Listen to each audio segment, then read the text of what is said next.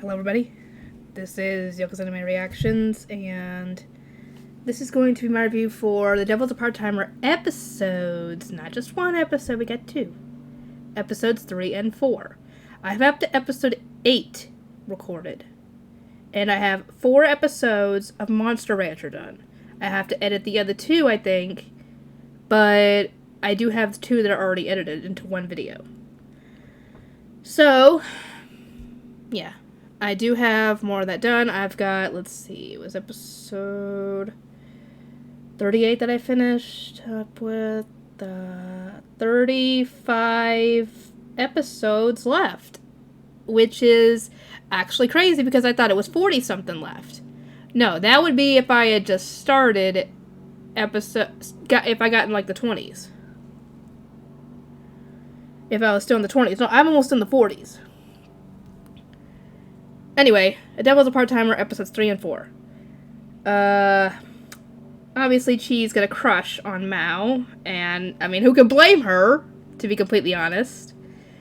But, obviously, Emmy is nowhere near a fan of his, because of, obviously, who he is, and what he's done. And, obviously, we've seen him he's acted the complete opposite of, Satan, essentially, from Into Isla. Not quite the opposite, though. He's definitely not acting like how he usually acts. He's nice, he helps people, he's just an all-around nice guy, and he essentially is, like I said, the complete opposite of Satan. So Emmy is obviously very confused as to why he's acting like this. And apparently she can sense earthquakes. And dang it, isn't tinnitus ringing in the ears? Let me know what that is, because I think I'm right. I might be wrong, though. But anyway, she's been, apparently she can sense when an earthquake is getting ready to come.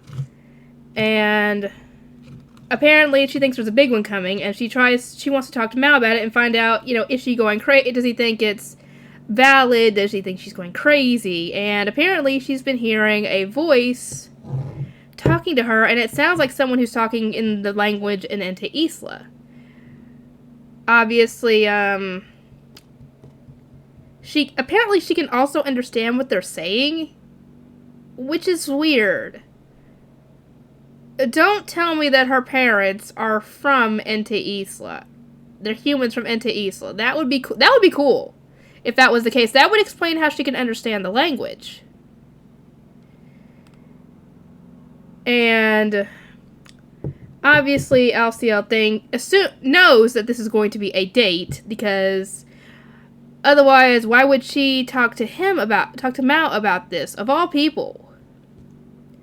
And he splurges on some of his money to be able to get Mao some decent-looking clothes for this date. And so he acknowledges that Chi's got a crush on Mao, and he apparently wants this to go well. At the very least, so things aren't awkward for Mao at work, because if he upsets Chi and, breaks her heart, that's going to make things very, very, very, very awkward at his work, which could impact, their way of earning money. So essentially, this is also a way to ensure that they, keep his job. Emmy sees this whole thing going on, of LCL just, standing around the corner, keeping an eye on this whole situation, and assumes he is up to no good. Why is she assuming the worst in them when so far she has not seen them do anything bad since arriving here? Really? She has seen them do nothing wrong in this place.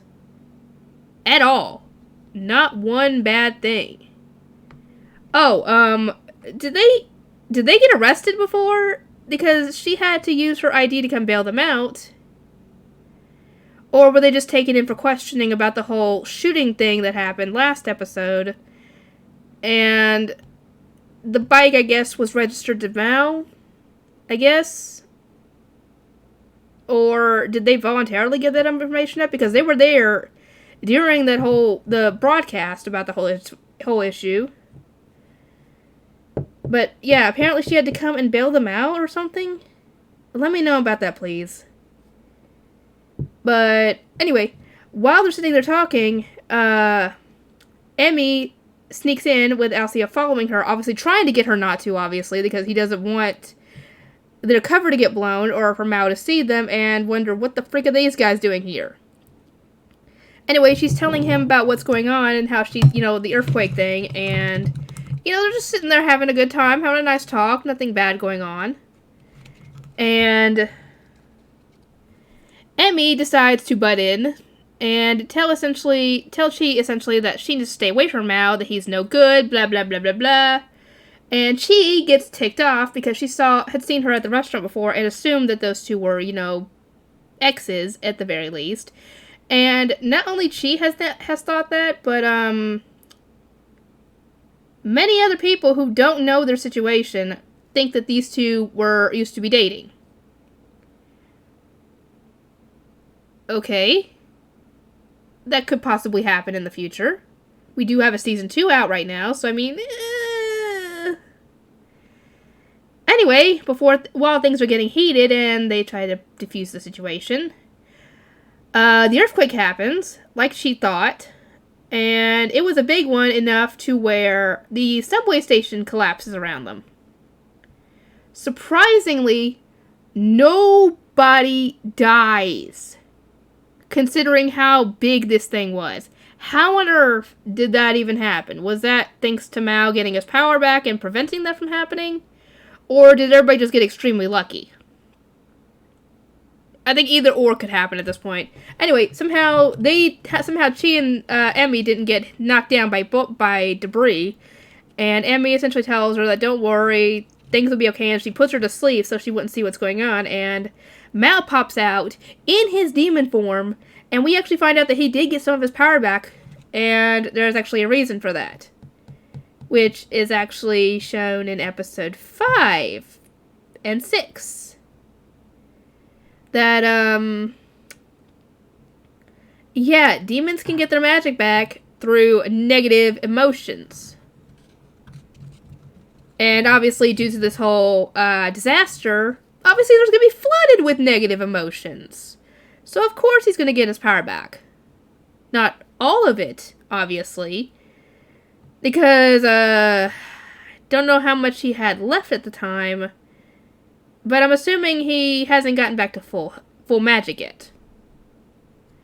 And instead of going on a rampage like Emmy thought that he would do, he instead uses his power to get everybody out. Or at least to get them out. Essentially, he doesn't use power to hurt people, he tries to help people. And Emmy is even more confused at this point because this is very unlike him, essentially.